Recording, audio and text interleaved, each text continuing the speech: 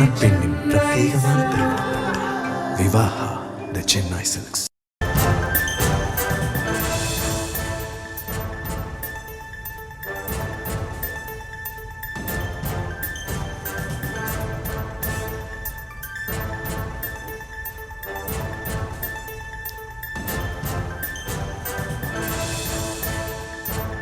உண்மையாக தான் நிற்கும். அது வந்து ஒன்றிய அரசு 76 உங்களுக்கு 85.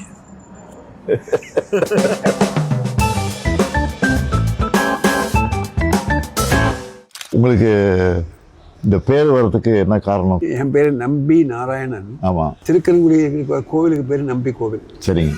என்னுடைய அப்பாவுக்கு அம்மா பேர் நம்பி, அந்த வச்சுக்கிட்டு அவர் நம்பின்னு ஆரம்பிச்சார் அந்த பேர். நாராயணன்கிறது எங்கள் அப்பா வந்து நாராயண பக்தர், அதனால் அப்படி வச்சுக்கிட்டார். நீங்கள் பிறந்த ஊர்? நான் பிறந்த ஊர் வந்து கேரளா, திருவனந்தபுரம். பிறந்த 41 நாளைக்கு வந்து வி மூவ் பேக் நாகர்கோவில் வந்துட்டோம். நாகர்கோவில்.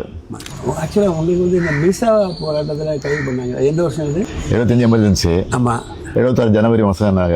ஆமாம், அது கேட்கலாமா? நீங்கள் எப்படி அதை ஃபீல் பண்ணீங்கன்னு அது எப்படி அது மிஸ்ஸா அது ரொம்ப கடுமைப்படுத்தினாங்களா என்ன? அது 76 ஜனவரி 31 நான் அரசு ஆனேன். சரி.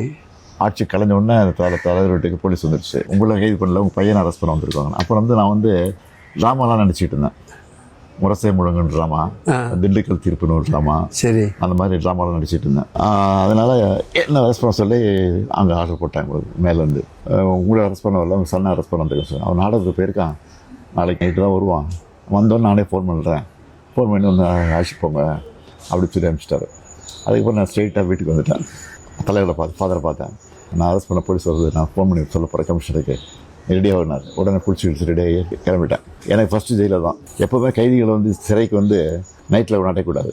ஆனால் என்னை வந்து என்ன பண்ணுறாங்கன்னா, நைட்டாக ஏழுக்கு கூட்டு போய் உள்ளே போகிறான். எனக்கு சுடுகாடு மாதிரி இருக்குது, 10 பறி கொண்டு மாதிரி இருட்டாக போகணும். கைதிகள்லாம் அங்கங்கே அடிச்சு வச்சுருக்காங்கல்ல, ஒருத்தங்க பாடிக்கிட்டு இருப்பாங்க, ஒருத்தங்க கத்திக்கிட்டு இருப்பாங்க, பேசிகிட்டு இருப்பாங்க, ஒரே சவுண்டு. மத்திய சிறை கடைசி பிளாக் 9th பிளாக்.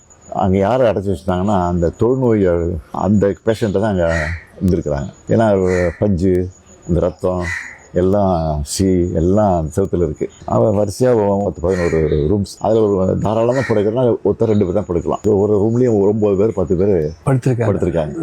எல்லாம் தூங்கிட்டு இருக்காங்க. நான் உள்ளே போன உடனே தெரியாமல் இருட்டில் ஒருத்தர் மீச்சிட்டேன் கையை. யாருன்னு பார்த்தா வீரமணி.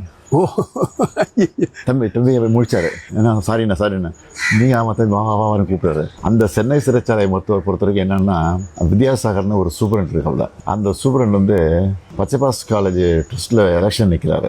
அப்போ வந்து என்விஎன் சோமுன்னு நம்ம திமுகவில் அவர் எதிர்த்து அவர் எதிர்த்து ஜெயிச்சிட்டாரு. அதில் அவருக்கு கோவம். அது மிஸ்ஸா கைதிங்கிறது ஒரு நாளைக்கு 40 ரூபா 60 ரூபா செலவு பண்ணணும். ஒரு கைதிக்கும் ஃபேன் போட்டு கொடுக்கணும், பெட்டு கொடுக்கணும், கொசு வரை கொடுக்கணும், பேஸ்ட்டு கொடுக்கணும், ப்ரஷ் கொடுக்கணும், எல்லா ஃபெசிலிட்டிஸும் இருக்குது. ஆனால் எந்த வசதியும் கிடையாது. 9 பேர் வரிசையாக படுக்க வச்சுருக்காங்க. யூரினுக்கு ஒரு பானை, குடிதண்ணீருக்கு ஒரு பானை பக்கத்தில் இருக்கும். அந்த மாதிரி அது சில யூரின் பாஸ் ஆகி ஃபுல்லாகி வழியும்.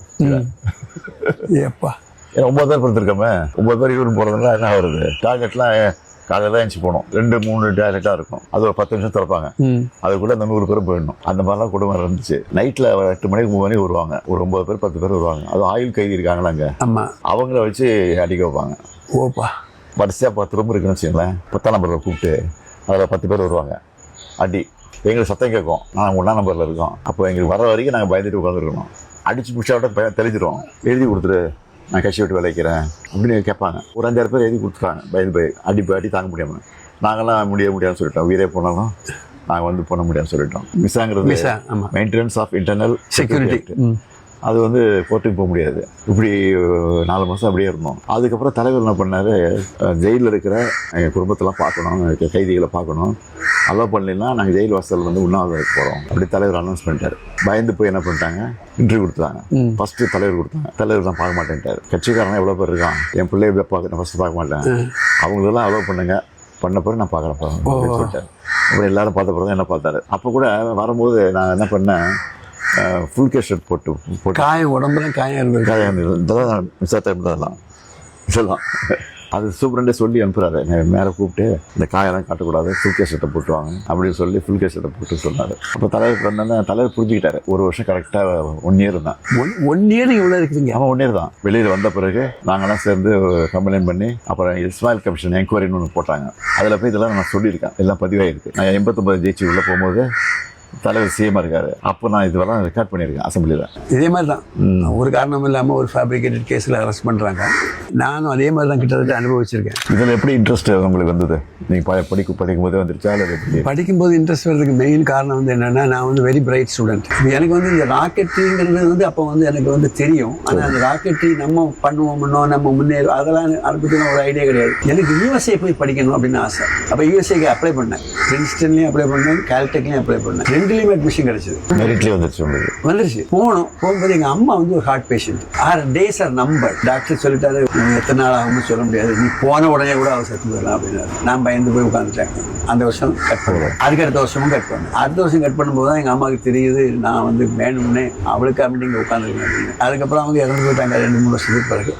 நானும் அதுக்கடுத்து ஐஎஸ்ஆர்ல ஜாயின் பண்ணி போயிட்டு இருக்கேன். இன்ஜினியரிங் காலேஜில் படிக்கும்போது நான் வந்து இஸ்ரோ முன்னாள் விஞ்ஞானி நம்பி நாராயணனுடன் முதலமைச்சர் மு.க. ஸ்டாலின் கலந்துரையாடிய காட்சிகளை பார்த்தோம். மணப்பெண்ணின் பிரத்யேகமான திருமணம் விவாஹா தி சென்னை சில்க்ஸ்.